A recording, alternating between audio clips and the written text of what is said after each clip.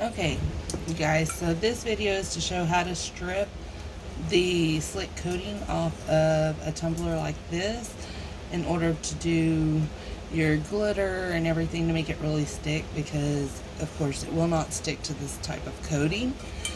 So what you will need to get this tumbler to look like this in preparation for decaling it or whatever you're gonna do is you will need some aluminum foil, any old paintbrush, and some citrus strip. I put a pump that I got off of my husband's bottles of coffee creamer. It fits perfect on here, so I'm able to easily pump it out. So I just take it and I pump some onto the bottom, a generous amount onto the bottom of my tumbler to where it'll flow over the side. And then take my paintbrush and just glop it on there really good. You want to fully coat your tumbler like this. Make sure you get down, if you've got ridges or anything in your tumbler, get down in those, because that coating has made its way down in those when they coat them from the factory. You just keep applying it till you cover the whole tumbler with a generous layer.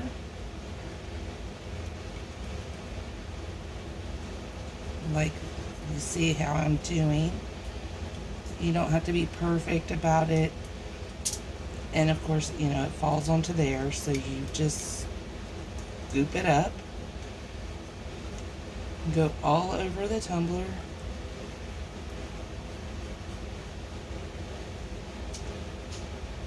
And it's fine if there's still extra left on your foil. That just adds to the amount that's going to be on your tumbler. Make sure you coat every piece of it. You don't want to leave any spots that it didn't clump onto, because those spots, the paint will not come off as easily. So just coating it. As you see, it's a clumpy coating all over the tumbler here. I just clump my brush down like that. Take a baby wipe, so that way I can just kind of wrap that around it. If you get any on your skin, just use a baby wipe, get it off. So then you take your tumbler, you place it in there, pull your foil up. I do a couple of foldovers and roll it. You want it on there tight. Take your bottom, crumple it, fold it up, push it down. Same with your top section up here. Crumple it together, fold it up towards your seam, and then you set it to the side. Leave it for a few hours. Usually about 4 hours is what I leave mine. And then this is what you get. You just unroll this.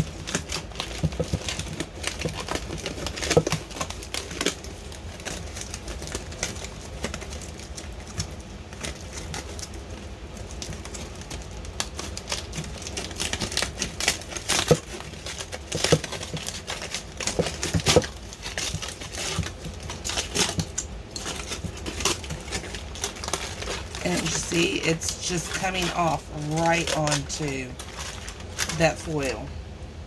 You can take it to a sink, which I don't do because it is a chemical stripper and I don't want to put it down into the water lines and stuff like that.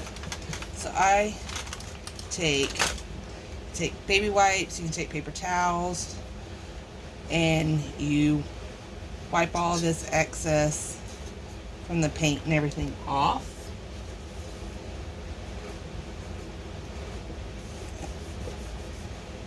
And as you see, just barely wiping over it. I'm not having to scrub or anything, and it is wiping all the way off. You see, it's like a jelly goo, and it just wipes right off. Once you're done with that step, you will then take it to a sink, wash it with some dish soap really good, and then go over it with a 300 grit sandpaper. Well, 320, sorry. I take my 320 sandpaper. I go with the flow of the line grains on here, and I just sand around it like this, and you can faintly see where you've sanded it some to make sure that there's no coating or nothing left off.